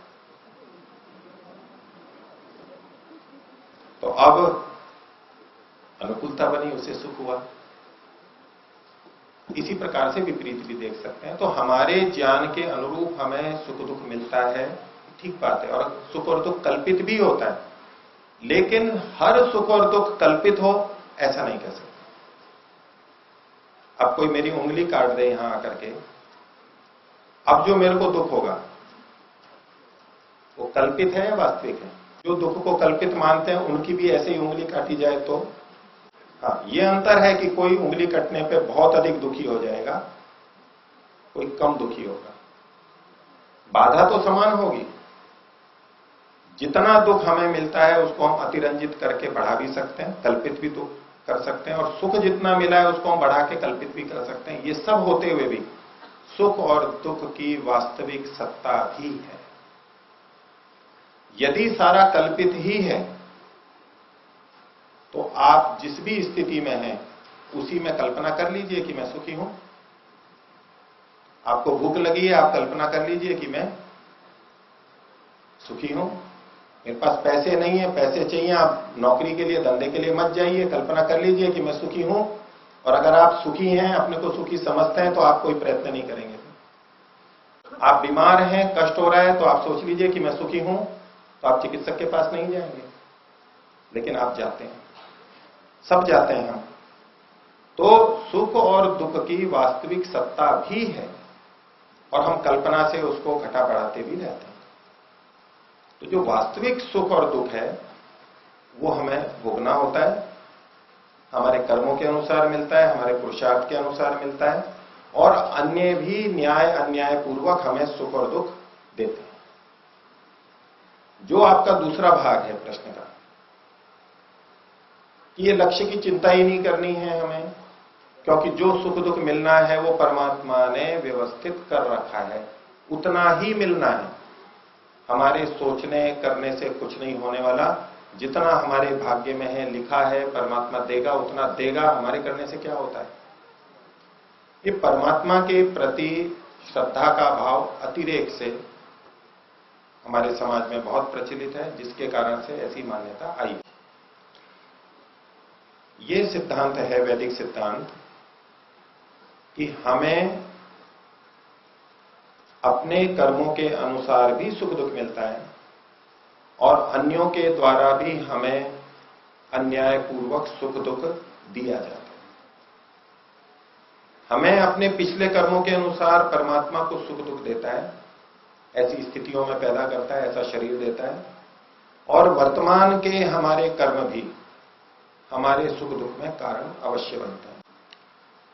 अगर कोई प्रतिदिन व्यायाम करता है, ध्यान करता है, प्राणायाम करता है, तो स्वास्थ्य अच्छा रहता है, और यदि नहीं करता, आलस्य करता है, शराब आदि मद्यों का सेवन करता है, तो हानि होती है। ये सब हमें प्रत्यक्ष है। इसका हमारे पिछले कर्मों से, भाग्य से संबंध नहीं है। गाड़ी को ढंग से चलाएंगे तो अच्छी चलती है, और गलत चलाएंगे तो जल्दी खटारा हो जाती है। ऐसा ही हमारे शरीर के साथ में होता है। यदि हम ये माने कि जो कुछ भी सुख दुख है वो परमात्मा के द्वारा ही दिया गया है सदा, उसके इधर उधर कुछ नहीं होता, तो सबसे बड़ा प्रश्न है कि आप प्रयत्न क्यों करते हैं? अगर चोर चोरी करने आता है, लुटेरा आता है, आप बचने का प्रयास क्यों करते हैं? और चोर चोरी करके ले गया, आपको ठग करके ले गया, तो पुलिस थाने क्यों जाते हैं? वो आपके भाग्य में था, हमारे भाग्य में था, तो हमें कुछ करना ही नहीं चाहिए। और यदि सब कुछ परमात्मा के द्वारा ही हो रहा है तो फिर अधर्म किसे कहेंगे आप? और फिर अधर्म नहीं है तो धर्म भी किसको कहेंगे? हमने किसी का परोपकार किया, किसी को जाके भोजन कराया, कपड़ा दिया, यदि वो उसका पिछले कर्मों का फल है, ऐसा ही होना था, और उसके वशीभूत होकर के हम जाकर के उसका उपकार करते हैं, तो हमारा क्या किया हुआ है इसमें? उसको वो फल मिलना था, उसको वो कंबल मिलना था, उसको वो भोजन मिलना था, उसके लिए निश्चित था परमात्मा के द्वारा। अब परमात्मा ने उसको कैसे पूरा करवाया? हमारे माध्यम से कराया। हमारे माध्यम से कैसे कराया? तो परमात्मा ने हमारे को प्रेरणा दी होगी, कुछ किया होगा, और हम कठपुतली की तरह गए और जाकर के परोपकार किया। यदि सब कुछ परमात्मा की तरफ से ही है तो हमारा पुण्य कुछ भी नहीं है उसमें। यदि सब कुछ परमात्मा की तरफ से है तो हमारे द्वारा यदि किसी की हानि होती है, कोई दुष्ट व्यक्ति हमारी हानि करता है, तो वो कोई पाप नहीं है, क्योंकि हमारे को कष्ट आना था, हमारे कर्म ही ऐसे थे। अब परमात्मा सीधे तो दे नहीं सकता। परमात्मा ने उस चोर को प्रेरित किया, वो चोर चल के आया और हमारी चोरी करके ले गया, वो भी परमात्मा के द्वारा ही हुआ, क्योंकि हमारा कर्म ऐसा था। तो यदि सब कुछ परमात्मा के द्वारा ही हो रहा है तो धर्म और अधर्म ये कुछ नहीं रहेंगे, पाप और पुण्य कुछ नहीं रहेंगे, वो सब छोड़ दीजिए। हम फिर कठपुतली के समान चल रहे हैं। और जब जब हमारे प्रति अनुकूलता होती है, किसी की कोई सुख देता है, तो उसके प्रति धन्यवाद भी करने की जरूरत नहीं है, बदले में कुछ करने की जरूरत नहीं है। और कोई हानि करता है तो पुलिस आदि में करने की या प्रतिक्रिया रोकने की कोई आवश्यकता नहीं है। लेकिन आप अनुभव करके देखिए, हम सब ये करते हैं। दूसरा व्यक्ति धर्म भी करता है, अधर्म भी करता है, हम भी करते हैं, दूसरे भी करते हैं। धर्म को हम अच्छा मानते हैं, परोपकार को, परहानि को गलत मानते हैं। यही इस बात को सिद्ध करता है कि दूसरों के द्वारा अन्याय पूर्वक हमें दुख दिया जा सकता है। अब कोई रिश्वत लेना वाला रिश्वत ले रहा है, वो भी परमात्मा ही करवा रहा है। हम क्यों भ्रष्टाचार के विपरीत काम कर रहे हैं? क्यों उसको रोकना चाहते हैं? यदि हमारा ही है तो। भारत इतने दिन गुलाम रहा, हमारे ही भाग्य ऐसे थे, इसलिए विदेशी आक्रांता आ गए, उनको सुख मिलना था इसलिए मिला। और जब हमारा भाग्य उदय हुआ तो हम स्वतंत्र हो गए। इसमें हमारे क्रांतिकारियों ने क्या किया? कुछ भी नहीं, ये तो सब हमारे कर्मों के अनुसार हो रहा था। तो ये मान्यता हमारे भारतीय समाज को पीछे ले जाने में, गुलाम करने में बहुत बड़ा कारण है, क्योंकि गलत मान्यता है। सब कुछ हमें जितना सुख और दुख मिलता है वो सब हमारे भाग्य के कारण से मिलता है, पिछले कर्मों के कारण, और हर सुख और दुख परमात्मा ही देता है, ये गलत मान्यता है। ना हमारे व्यवहार से सिद्ध होती है, ना शास्त्रों से सिद्ध होती है, ना तर्क युक्ति से सिद्ध होती है। परमात्मा हमारे कर्मों के अनुसार फल देता है, वो अपनी जगह सत्य है, लेकिन वर्तमान का पुरुषार्थ या आलस्य भी उसमें प्रभाव डालता है, उसमें कम ज्यादा होता है। और अन्य व्यक्ति भी अपनी परोपकार की भावना या परापकार, हानि की भावना से हमें सुखी दुखी करते हैं। इसलिए हमें अपने लक्ष्य की चिंता करनी चाहिए। उनके प्रश्न में था कि जब सब कुछ सुख दुख परमात्मा के द्वारा ही है, हमारे भाग्य के द्वारा ही निश्चित है, तो हमें लक्ष्य के बारे में क्यों सोचें और क्यों प्रयत्न करें? तो हमें तो करना होगा। एक और दृष्टि से उत्तर दे रहा हूं, मान करके। ये मान लिया कि जितना भी सुख दुख है, थोड़ी देर के लिए मान के चलते हैं, वो परमात्मा के द्वारा ही दिया गया है, वो सब कुछ निश्चित है। तो प्रश्न है कि परमात्मा ने कैसे निश्चित किया? वो परमात्मा ने कैसे निश्चित किया? सबके सुख दुख अलग अलग है, कम ज्यादा बिल्कुल अलग अलग तरह के। वो निश्चित कैसे हुए थे? परमात्मा ने कैसे निश्चित किया? परमात्मा ने मनमर्जी से कुछ भी किसी को कुछ भी दे रहा है या तो कुछ आधार है उसका? तो मेरे ख्याल से जो प्रश्न करता है वो भी कहेंगे कि नहीं, कोई तो आधार है, हमारे पिछले कर्मों के अनुसार ये दे रहा है। अच्छा, यदि पिछले कर्मों के अनुसार परमात्मा आज इस जन्म में सुख दुख दे रहा है, वो सब कुछ परमात्मा का है, अगले जन्मों के लिए, अगले जन्मों के लिए जो सुख दुख मिलना है वो कब आएगा? पिछला जो भाग्य था जिसके कारण से सुख दुख आज मिल रहा है, वो कैसे बन गया था? वो हमने कैसे बना लिया था? वो हमारे पुरुषार्थ से ही तो बना था, हमारे कर्म करने से ही तो बना था। तो आज का सुख दुख यदि मान लें, मैं मान नहीं रहा हूं, वो मैं सिद्धांत पहले बता दिया है, लेकिन अगर किसी के मन में ना बैठे और उस आधार पे कहें कि लक्ष्य की चिंता करने की आवश्यकता ही नहीं है, उनकी दृष्टि से उत्तर देना, मान लीजिए आप मत छोड़िए, सब कुछ सुख दुख परमात्मा से मिलता है, वो पिछले कर्मों के अनुसार मिल रहा है और पिछले कर्म हमने किए थे उसके अनुसार मिल रहा है, तो क्या अगले जन्मों के लिए हमें अभी नहीं करना होगा? और हमें करना होगा तो लक्ष्य सोचना ही होगा, हमें पुरुषार्थ करना ही होगा। और इसके पीछे ये बात छुपी हुई है कि पिछले जन्म के जो अच्छे कर्म थे उसके कारण हमें सुख मिल रहा है और बुरे कर्म थे उसके कारण दुख मिल रहा है। प्रश्न करता है और ये सब स्वीकार करेंगे इसको। तो क्या हमारा ये लक्ष्य नहीं बन जाएगा कि जिस कर्म से सुख मिलता है उस कर्म को हम करें, और जिस कर्म से दुख मिलता है, परमात्मा दुख देता है, उस कर्म को हम छोड़ें? तो ये क्या लक्ष्य हमने नहीं निर्धारित किया? तो लक्ष्य का निर्धारण तो आप किसी भी तरह देखेंगे करना ही पड़ेगा, वो आवश्यक है। अगर लक्ष्य निर्धारित नहीं करेंगे तो किसी भी रास्ते पे जाएं हम, जैसा सोमदेव जी बता रहे थे, ये रास्ता क्यों पूछ रहे हो इधर का, जिस रास्ते पे चले जाएं चल जाएं, जो पहुंचेंगे जहां पहुंच जाएंगे। तो लक्ष्य तो निर्धारित करना ही पड़ेगा, और जो प्रश्न करता है वो भी लक्ष्य निर्धारित करके ही चल रहे हैं। उनका जितना भी जीवन है, क्या वो कह सकते हैं कि मैंने कोई लक्ष्य निर्धारित नहीं किया, छोटा भी कोई लक्ष्य निर्धारित नहीं किया? ऐसा हो ही नहीं सकता। इसलिए लक्ष्य तो हमें निर्धारित करना ही है, करना चाहिए, आवश्यक है।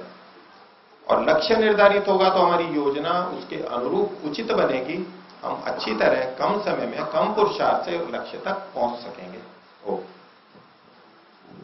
अगर मन में किसी गलत इच्छा से सुख मिलता है तो उस गलत इच्छा को कंट्रोल कैसे करें? जी, गलत इच्छा से सुख क्यों मिल रहा है, किस बात का सुख आ रहा है उसमें? हमने इच्छा की मेरा पड़ोसी के यहां ये हानि हो जाए, शत्रुता ईर्ष्या है हमारी उससे, उसकी दुर्घटना हो जाए, उसको घाटा हो जाए, ऐसी कुछ गलत इच्छा की भावना शायद इन प्रश्नकर्ता के मन में हो, या उनकी क्या रही है वो लिखते, तो उसके अनुरूप फिर मैं उत्तर देता। लेकिन एक कल्पना करें, ऐसी कोई गलत इच्छा है और उससे हमें सुख हो रहा है, तो इन स्थितियों के अंदर हमें देखना होगा, हमें सुख तो मिल रहा है लेकिन इससे हमारे अंदर बुरे संस्कार भी पड़ रहे हैं। अब अभी दिखाई दे रहा है कि मेरे को केवल सुख हो रहा है, पड़ोसी को हानि हो गई, अथवा पढ़ाई कर रहे हैं बच्चे के दूसरे साथी के अंक कम आ गए, हम खुश हो रहे हैं, वो बीमार पड़ गया तो अच्छा है वो कक्षा में नहीं आ रहा है, परीक्षा नहीं दे रहा है, मेरे को कक्षा में प्रथम आना है, ये बीमार पड़ जाए तो अच्छा है, एक कक्षा परीक्षा नहीं देगा तो मेरा प्रथम स्थान आ जाएगा। इस तरह की जो गलत इच्छाएं हैं, यदि हम इन गलत इच्छाओं में सुख लेंगे तो हमें दुख भी बहुत होगा। कैसे होगा? हमारी इच्छा क्या सदा पूरी होगी? जो गलत इच्छाएं करते हैं वो सोच के देखें कि हम अपने शत्रु के प्रति, प्रतिस्पर्धी के प्रति जो गलत कामनाएं इच्छाएं कर लेते हैं, क्या वो पूरी हो जाती हैं सारी? वो कितनी पूरी होती हैं? और जैसा हम नहीं चाहते वो कितना होता है उधर? बहुत होता है। तो जो व्यक्ति दूसरों की प्रति गलत इच्छा करके सुख ले लेता है, वो दूसरों की जब प्रगति होगी तो उसको दुख भी उतना ही होगा, बड़ा दुख होगा। यही तो दुख हो जाता है कि अगर पड़ोसी की दुकान अच्छी बढ़ रही है तो अपने को बहुत दुख होने लग जाता है। वो दुख इसलिए होता है क्योंकि हम प्रतिस्पर्धा में और उनकी हानि में हम सुख ले चुके हैं पहले। तो यदि उन सब कष्टों से हमें बचना है तो उनकी उन्नति में हमें दुख न समझ करके प्रसन्नता से, सहज भाव से हम रह सकते हैं। और ये जो बुरे संस्कार होंगे ये हमें कभी बढ़ने नहीं देंगे। और जब हम दूसरों को के लिए गलत भावना करके ही सुख लेते रहेंगे तो हमारा समय उसी में ही जाता रहेगा और हम अपनी प्रगति नहीं कर पाएंगे, अपने पे केंद्रित नहीं रहेंगे, अपने लिए प्रयास नहीं करेंगे और अंततः हम अपनी हानि कर लेंगे। आध्यात्मिक दृष्टि से तो अपने अंतःकरण को बिल्कुल खराब कर लेंगे। तो मैं नहीं सोचता कि मैंने वक्ता के पृष्ठभूमि के अनुरूप बोला है या कैसे बोला है, लेकिन जैसा मैं समझ पाया इनकी पृष्ठभूमि में, गलत इच्छा से इनका मतलब कुछ और हो तो वो स्पष्ट करेंगे तो मैं और बताऊंगा। जिस भी श्रोतागण ने यह प्रश्न पूछा है, अगर उसको स्पष्टता नहीं हुई हो तो वो प्रत्यक्ष भी अपना प्रश्न पूछ सकते हैं। मानव जीवन का उद्देश्य क्या क्या नहीं हो सकता यह आपने बताया, परंतु वास्तव में जीवन का उद्देश्य क्या होना चाहिए यह आपने नहीं बताया। कृपा करके आप हमें मानव जीवन का वास्तविक उद्देश्य बताएं और आप अपने जीवन का ही उद्देश्य बताएं जिससे हम भी प्रेरणा प्राप्त कर सके। धन्यवाद। जब ये बात स्पष्ट हो गई कि ये मानव के लक्ष्य नहीं हो सकते, तो मैंने सीधे सीधे भले ही नहीं कहा हो, लेकिन क्या आप अपने आप नहीं इस बात पे निष्कर्ष पे पहुंचे हैं अधिकतर कि ये लक्ष्य होना चाहिए। संसार का कोई सुख ऐसा नहीं है जो इस कसौटी पे पूरा उतरता हो जैसा हम सुख चाहते हैं, क्योंकि साधनों की अपनी सीमा है, सब जगह रहते नहीं है। इंद्रियों का सुख है, इंद्रियों की सामर्थ्य नहीं रहती है, हम लंबा सुख नहीं ले पाते, अधिक लेते हैं तो रोग आ जाते हैं। वो केवल परमात्मा का सुख है जो कि सर्वोच्च सुख है, जिसको पाने पर हमें और किसी सुख की इच्छा नहीं रहती, कृतकृत्य हो जाते हैं। वो अकेला ऐसा सुख है जिसमें न्यूनता नहीं आती, क्योंकि वो इंद्रियों से नहीं लिया जाता, वो सीधे परमात्मा से आत्मा ग्रहण करता है, तो वहां कोई न्यूनता नहीं आती, वो एक स्तर बना रहता है, वो सदा बना रहता है। सदा का मतलब मुक्ति का जितना लंबा काल है, 36,000 बार सृष्टि बने, 1 अरब नहीं, 31 मील, 10 खरब 40 अरब वर्ष, जो बहुत लंबा समय है इसका, उतने समय तक वो सुख हमको मिलता रहता है। हम करोड़ों अरबों वर्षों की कल्पना नहीं कर सकते। करोड़, अरब, खरब, मील, 31 मील, ये बहुत लंबा समय है, वो मिलता है। उस सुख को कोई छीन नहीं सकता, जैसे और सुखों को छीन सकते हैं, उसको कोई छीन नहीं सकता। वो सुख हमें हर समय मिलता है, वो सुख हमें हर जगह मिलता है, क्योंकि परमात्मा सब जगह है, उसका आनंद सब जगह है। इसलिए वो ही एक लक्ष्य बनता है, और यही हमारे ऋषियों ने और वेदों ने बताया कि वो लक्ष्य है, उसे हमें प्राप्त करना है। तो मैं उसकी तरफ आपको बताना नहीं चाहता हूं, आपने पूछा इसलिए बोल दिया, आप स्वयं निर्णय कीजिए। मैंने एक बात रखी थी कि आप अन्य जितने भी आपने सुना है महापुरुषों को, ग्रंथों को, उसके आधार पर तुलना कीजिए कि मैं जो चाहता हूं वो सुख वहां है या नहीं है, उस तरह का सुख हो सकता है या नहीं हो सकता है। तो हम सब उसी एक सुख के लिए प्रयत्नशील हैं, और जब तक वो सुख नहीं मिलेगा तब तक हम यूं भटकते रहेंगे। भैंस के बच्चे को देखा होगा कभी दूध पीते हुए, उसको कई बार पता नहीं लगता है कि थन कहां पर है। वो कई बार आगे भी, गले के पास भी मुंह मारता है, कभी इधर भी मारेगा, कभी उधर भी मारेगा। गाय का तो थोड़ा चतुर होता है, वो कब तक मुंह मारता रहता है, जब तक कि थन तक नहीं पहुंच जाता। उसको दूध पीना है। हम भी भटकते रहेंगे अगर संसार में, कभी ना कभी करते करते करते ठीक जगह पे पहुंचेंगे और उस सुख को प्राप्त करेंगे। यही हमारे जीवन का लक्ष्य है, यही मेरे जीवन का लक्ष्य है, ये सब मनुष्यों का लक्ष्य है, हर आत्मा का यही लक्ष्य है।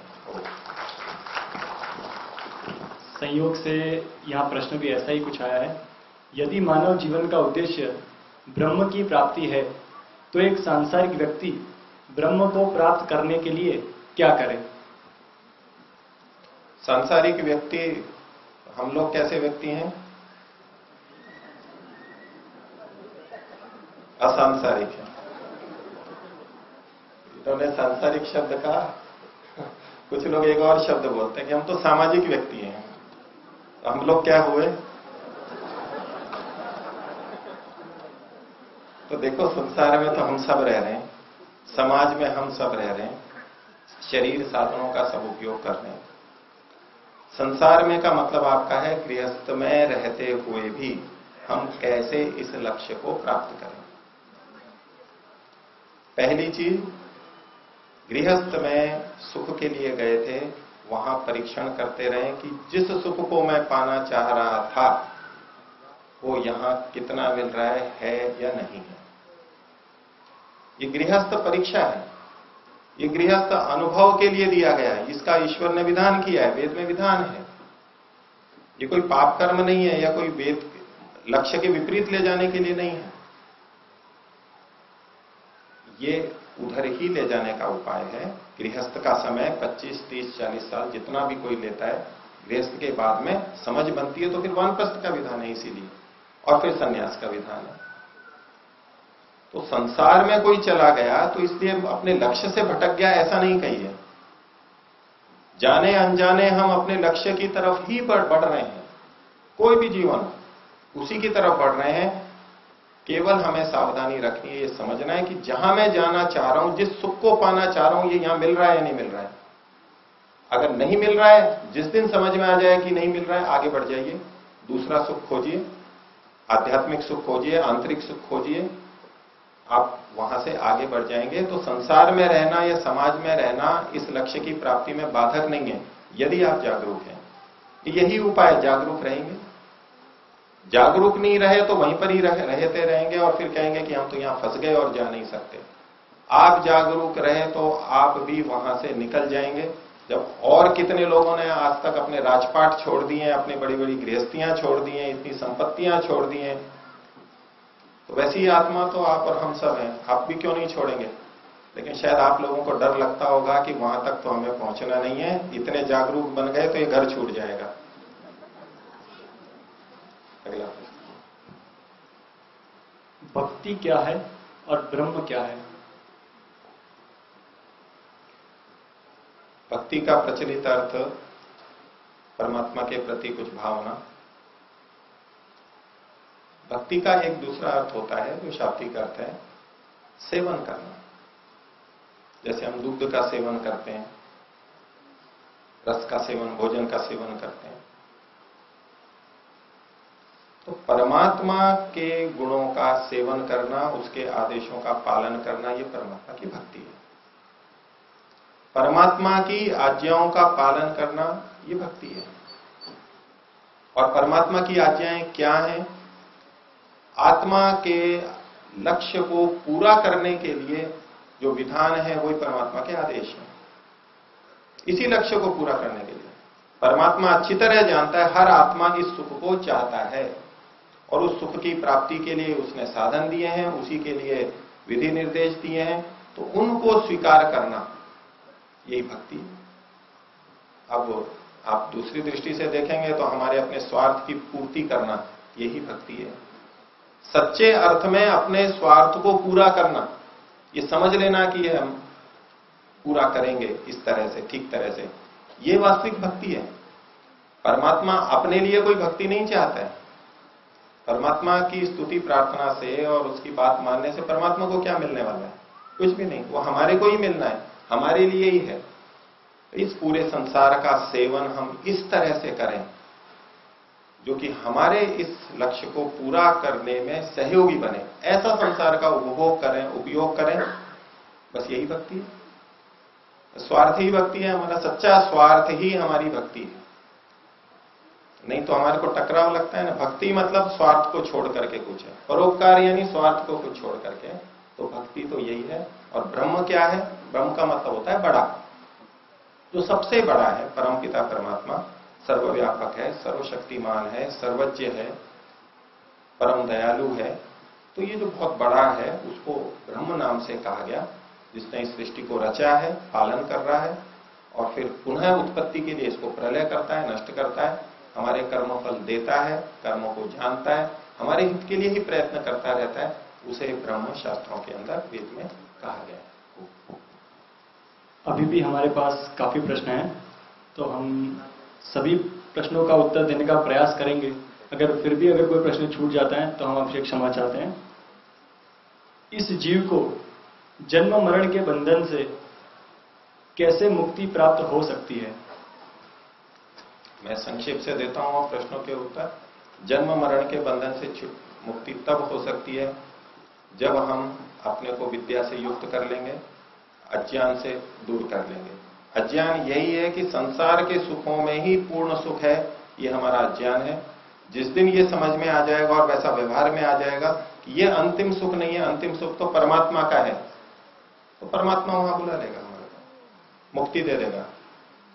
परमात्मा हमें जन्म मरण के बंधन में क्यों रखता है? क्योंकि उसे पता है इसको अभी समझ में नहीं आया है, अभी इसकी संसार के सुखों की इच्छा है, तो चलो ठीक है यहीं रहते रहो। और जिस दिन उसको समझ में आ गया संसार में सुख नहीं है और मेरे को मुक्ति ही प्राप्त करनी है, ये विवेक हो गया, उस समय मुक्ति हो जाएगी। ये जन्म मरण के चक्र से छूट जाएंगे। हर सुख में अतृप्तता क्यों आती है? तृप्तता का रास्ता क्या है जो हमें जीवन भर सच्चा सुख देता रहे? जिस सुख में अतृप्तता आती है वो सारा सांसारिक सुख है, प्राकृतिक सुख है। वहां अतृप्ति है ही, उसका स्वभाव ही यही है। और परमात्मा ने उसकी रचना ही इस तरह से की है कि वहां हम भोगते भोगते अतृप्ति आए और वहां से मुंह हटा के हम दूसरी जगह लगाएं, वहां से हटके दूसरी जगह जाएं। परमात्मा की व्यवस्था ही ऐसी है, कोई बच नहीं सकता इससे। इन सुखों में अतृप्ति सदा रहेगी। प्रकृति का नियम ऐसा है, परमात्मा की व्यवस्था ऐसी है, हमारी इंद्रियां, शरीर ऐसे हैं कि अतृप्ति रहेगी। जो हम चाहते हैं वो नहीं मिल रहा है तो अतृप्ति ही तो होगी। हमारा सुख वास्तव में तो इतना बड़ा है जो अभी पीछे चर्चा की, इन गुणों से युक्त सुख हम चाहते हैं और वो मिला नहीं है, तो तृप्ति कैसे हो जाएगी? वहां पर तृप्ति तो तब होगी जो हम चाहते हैं वो मिलता है। तो ये यहां रहेंगे तो ये अतृप्ति रहेगी, और यहां रहेंगे तो पूर्ण संतोष और सुख कभी नहीं होगा। कितने भी उपाय कोई बता दे, कभी नहीं होने वाला है। बस ये जिस दिन समझ में आ जाएगा उस दिन इसको छोड़ करके इसको प्रकृति को उतना धन्यवाद करेंगे कि उसने हमारे को सीखने, समझने, जानने का अवसर प्रदान किया। इस प्रकृति शरीर के बीच में रहते हुए हम समझ सके कि हमारी लक्ष्य क्या है और उसको हम प्राप्त कर सकें। यही उपाय है कि हर सुख में मूल तत्व क्या है? देखिए, सुख का यूं मूल तत्व का इनका अभिप्राय मैं जैसा समझ पा रहा हूं बोल रहा हूं, या तो वो स्पष्ट करें। मूल तत्व का मतलब सुख कब आता है, सुख क्या होता है? तो जो अनुकूल संवेदना होती है, अनुकूलता होती है, वही सुख है। और सुख का अनुभव आत्मा करता है, चेतन करता है। ये सुख का मूल तत्व है। साधनों से हमें सुख मिलता है, अनुकूल संवेदना से हमें सुख मिलता है, उस सुख को भोगने वाला आत्मा है। ये मूल तत्व है, परमात्मा की व्यवस्था से ये हमें मिलता है। यदि इसके अतिरिक्त कुछ इसमें प्रश्न हो तो पुनः और स्पष्टता से। आत्मा के भी अपने स्वाभाविक नैमित्तिक गुण होते हैं, वो तो कैसे कह सकते हैं कि मोक्ष में पूर्ण सुख होता है? आत्मा के स्वाभाविक नैमित्तिक दोनों तरह के गुण होते हैं, ठीक है, लेकिन इसका अगले प्रश्न के साथ में सीधे संबंध नहीं है कि मुक्ति में पूर्ण सुख होगा, ये कैसे कह सकते हैं। हमें अभी मुक्ति के सुख का, ईश्वर के सुख का अनुभव तो नहीं हुआ है, प्रत्यक्ष नहीं है, हम निर्णय नहीं कर सकते हैं। लेकिन इतना हमें पता लग गया कि हम ऐसा ही सुख चाहते हैं और हर आत्मा ऐसा ही सुख चाहती है।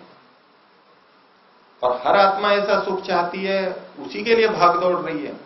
आप इस दृष्टि से देखेंगे तो योगी और भोगी, भौतिकवादी और आध्यात्मिकवादी सब एक ही लक्ष्य के लिए भाग रहे हैं, दिशा केवल अलग अलग है। तो जब सब जने इतने इसीलिए भाग रहे हैं तो ऐसा कोई सुख न हो, ये परिकल्पना संगत नहीं लगती। युक्ति संगत है कि ऐसा अवश्य सुख है जिसके लिए हम सब भाग रहे हैं और जिस तृप्ति के लिए हम प्रयासरत हैं। तो इस अनुमान के आधार पर ही हम सोच सकते हैं कि ऐसा सुख होता होगा। और इसकी पुष्टि फिर हमें हमारे पूर्वजों से होती है, हमारे ऋषि मुनियों से और वेद ज्ञान से, जो कि परमात्मा के द्वारा, स्वयं के द्वारा दिया गया है। वहां भी यही बातें लिखी हैं, तो उसके आधार पर जो उसमें भी विश्वास करते हैं उसको भी प्रमाण मान करके विश्वास कर सकते हैं, और जो शास्त्रों को नहीं मानते हैं तो वो छोड़ करके केवल इस तर्क के आधार पर कर सकते हैं कि ऐसा सुख होना तो अवश्य चाहिए जिसको कि हर आत्मा चाह रहा है, निरपवाद रूप से। आपके प्रश्नों में कोई अपवाद नहीं आया अभी तक। मैं कई बार उस समय पूछ रहा था कि कोई ऐसा व्यक्ति दिखाई देता हो, कोई ऐसा सुख दिखाई देता हो, वो अभी तक किसी का आया नहीं है। तो ये मान करके चलें कि आप सब भी इसमें सहमत है कि ऐसा ही है, और आप किसी को भी ये जाकर के पूछेंगे वो इसके मना नहीं कर सकता, क्योंकि यही हमारा अनुभव है। लक्ष्य प्राप्त करने के लिए अज्ञान मन की भूमिका क्या होनी चाहिए? अज्ञान मन की भूमिका कुछ भी नहीं है। अज्ञान मन तो केवल साधन है। हमें प्रयत्न करके अज्ञान को हटाना है। हमने ही अज्ञान डाल रखा है उसमें, गलत मान्यता से, जागरूकता से रहेंगे, उसको हटा देंगे। तो उसकी इतनी भूमिका है, वो तो जड़ है। करना हमें सब कुछ है, हमें ही करना है। तो मनुष्य को लक्ष्य प्राप्त करने के लिए क्या करना चाहिए, संक्षिप्त में समझाएं। लक्ष्य प्राप्त करने के लिए क्या करना चाहिए, हमारे आचार्य सोमदेव जी ने बताया। सबसे पहली बात, लक्ष्य का निश्चय करना चाहिए। अगर लक्ष्य का निश्चय इस आधार पे किया है कि मेरी जो इच्छा है वो पूर्ति हो रही है, आपने दूसरे का लक्ष्य बना लिया, बिना सोचे समझे लक्ष्य बना लिया, वेदों में कहा है, शास्त्रों में कहा है, ऋषियों ने कहा है, इसलिए लक्ष्य बना लिया है, तो आप बार बार ढीले पड़ेंगे। अगर आपको ये समझ में आ गया अच्छी तरह मेरी यही इच्छा है और यही शास्त्र भी कहते हैं, तो फिर आप कभी इधर उधर नहीं जाएंगे, उसी तरफ लगेंगे। और संसार के सुख उस सुख को नहीं देते जो मैं चाहता हूं, ये जिस दिन समझ में आ गया और लक्ष्य बन गया, तो ये सबसे मुख्य बात है। ये समझ में आ गया, ज्ञान आ गया, तो आपकी इच्छा अपने आप बन जाएगी, तीव्रता अपने आप आएगी। उसके लिए आप हजारों कष्ट सहन करेंगे, उसके लिए आप बहुत वर्ष लगाएंगे, जिंदगियां लगाएंगे, इधर जाएंगे उधर जाएंगे, पूछेंगे, सब कुछ करेंगे। पहले केवल लक्ष्य का निर्धारण हो, लक्ष्य की स्पष्टता हो कि यही मेरा वास्तविक लक्ष्य और इसी में मेरा ये हित है, बाकी सब काम अपने आप हो जाएगा। और शास्त्र आदि सब उपलब्ध है, उससे हमको सब ज्ञान हो जाता है। हमारे पास यहाँ एक श्रोतागण मौजूद है जो कि प्रत्यक्ष आपसे प्रश्न करना चाहते हैं। स्वामी जी नमस्कार। जी, मेरा प्रश्न ये है कि मोक्ष में कितने लोग हैं, कुछ के नाम दीजिए, और ये बताइए कि इसका प्रमाण क्या है कि वो मोक्ष में है। ये मोक्ष प्रश्न बहुत जी। देखिए, इसका कोई उत्तर नहीं है मेरे पास में कि मोक्ष में कौन कौन लोग हैं। आप लोगों का मतलब आपका है कि पहले कोई महापुरुष थे, वो लोग मुक्ति को प्राप्त हो गए, उनका नाम मैं लूं। वहां तो वो केवल आत्माएं हैं, और इसका ज्ञान हमें शब्द प्रमाण से ही होता है कि इस तरह की कोई स्थिति होती है, वहां पर जाते हैं। हमारे ग्रंथों में इसका उल्लेख मिलता है। सीधे सीधे आप जिस प्रमाण को पूछना चाहते हैं कि मैं कोई अनुमान दूं, बताऊं, ऐसा नहीं किया जा सकता। इसका कोई उत्तर नहीं है, आपकी संतुष्टि के लायक कोई उत्तर नहीं है। इसमें शब्द प्रमाण को हमें स्वीकार करना होगा। यदि ऐसा, अब मैं कुछ अनुमान तर्क आपके सामने बोल रहा हूं, उसको आप प्रमाण रूप में स्वीकार कर सकते हो तो कीजिए कि जब हमारा सबका लक्ष्य यही है और हमारे में से बहुतों को ये चीज समझ में आ गई और उसके लिए प्रयत्न कर रहे हैं, तो कोई ना कोई वहां पहुंचा होगा। उस लक्ष्य तक प्राप्त भी तो कोई हुआ होगा, वहां तक कोई पहुंचे भी तो होंगे। इस सृष्टि कितने लंबे समय से चल रही है, इतनी आत्माएं हैं, कितने मनुष्य हो चुके हैं हमारे से पहले, एक से एक बढ़ के। तो वो महापुरुष, ऐसे जो योगी रहे हैं, वो वहां पर होंगे। और मैं किसी का नाम भी ले दूं, मैंने को नाम ले सकता हूं, लेकिन आपका अगला प्रश्न आएगा जो आपने कर भी दिया है कि आपको ये कैसे पता है कि ये वहां पर है। वहां से कोई चिट्ठी आई है, आपने मोबाइल से बात की है, तो उसका मेरे पास कोई प्रमाण नहीं है। हम अनुमान से यहां पर सारी बातें कर सकते हैं। अनुमान भी एक प्रमाण होता है। अनुमान मतलब कल्पना नहीं, तथ्यों के आधार पर किसी निश्चित निष्कर्ष पर पहुंचना। ऐसे आत्माएं अवश्य होंगी। शास्त्र भी कहते हैं, हमारा अनुमान भी कहता है। हाँ, आप सामान्य रूप से पूछना चाहते हैं कि भाई किस तरह के लोग वहां पर होंगे, तो जो वीत राग हो चुके हैं, वीत द्वेष हो चुके हैं, राग द्वेष जिनका छूट गया है, जो विद्या से युक्त हो गए हैं, ऐसे महापुरुष मुक्ति के अंदर होंगे। और ऐसे बहुत सारे ऋषि जिनकी संख्या की कोई कमी नहीं है, इतने। और इसमें कहें कि वो ही नहीं, हम भी न जाने कितनी बार मुक्ति से होकर के आ चुके हैं, मुक्ति में गए हैं, अभी फिर ये हमारी यात्रा चल रही है, हम भी मुक्ति में गए हैं, आगे फिर जाएंगे और फिर कभी बैठेंगे, शायद कभी फिर ऐसे गोष्ठी होगी। हमारा अगला प्रश्न है। एक मिनट रुकिए जी। मानव जीवन का लक्ष्य क्या है, ये हमारा आज का विषय रहा है जी। और आपके द्वारा जो भूमिका बांधी गई उससे हमें मालूम हुआ कि मानव जीवन का लक्ष्य सुख है। ऐसा सुख इसमें कोई बाधा नहीं होती है। जी। अब मैं ये कहना चाहता हूँ कि हमारा लक्ष्य अगर मोक्ष है, वह सुख जिसमें कोई बाधा नहीं होती है, तो ये सुख जो है इस जन्म में तो मिल नहीं रहा, एक जन्म में प्राप्त हो सकता है या नहीं हो सकता है। और अगर अनेक जन्मों में प्राप्त होता है तो इस समय पर हम इसके बारे में क्यों सोचें? जी। पहला प्रश्न कि एक जन्म में या अनेक जन्म में, दोनों तरह हो सकता है। इस जन्म में भी हो सकता है और अनेक जन्मों में भी हो सकता है। अगला आपका प्रश्न था कि यदि अनेक जन्मों में होता है तो इस जन्म में क्यों करें। तो जो अनेक जन्मों में प्राप्त होता है, ये मान के चलते हैं, उसमें किसी जन्म में शुरुआत तो करेंगे ना। अनेक जन्मों में होता है जब ये मानेंगे तो कभी तो शुरुआत करेंगे, 1 2 3 10 50। तो ये हमारी स्वतंत्रता है कि हम इस जन्म में करें या अगले जन्म में करें, पेंडिंग रख सकते हैं। ईश्वर की तरफ से कोई शीघ्रता नहीं है इसमें, अगले जन्मों के लिए रख सकते हैं। अगर आपको अभी प्रतीत होता है नहीं पिछले जन्म कितने में बिता चुका हूं और आज मेरे को समझ में आ गया, तो आज मैं प्रारंभ करता हूं पिछले जन्मों में भी देख करके, न जाने कितने जन्मों में ऐसे ही भोगता हुआ आ रहा हूं और चलता हुआ आ रहा हूं। आज यदि समझ में आ गया तो सौभाग्य है। जिसको मुंबई जाना हो, जयपुर जा रहा है, उसको कब मुंबई की तरफ चलना शुरू कर देना चाहिए? जिस समय उसको पता लग गया वो चलना शुरू कर देगा। पता लग गया तो, और कोई कहे नहीं पता लग गया लेकिन मैं अभी मुंबई की तरफ नहीं जाऊंगा, अभी तो मैं थोड़ा जयपुर की तरफ ही चलूंगा। इच्छा है चलना चाहो लेकिन वास्तव में चलेगा नहीं। जो जा रहा है इसका मतलब है उसको भी लक्ष्य निर्धारित नहीं हुआ है।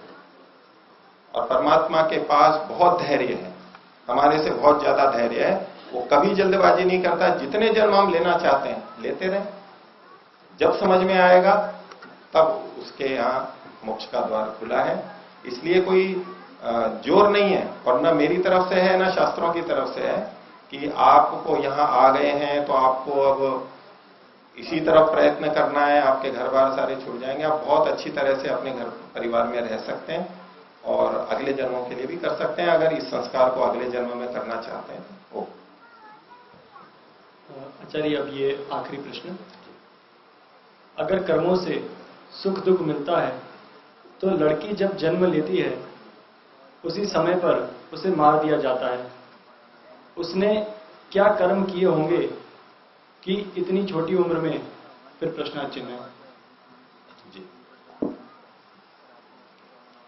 तो आधार प्रश्न का इनका प्रारंभ से यह है कि यदि कर्मों के अनुसार सुख दुख मिलते हैं तो,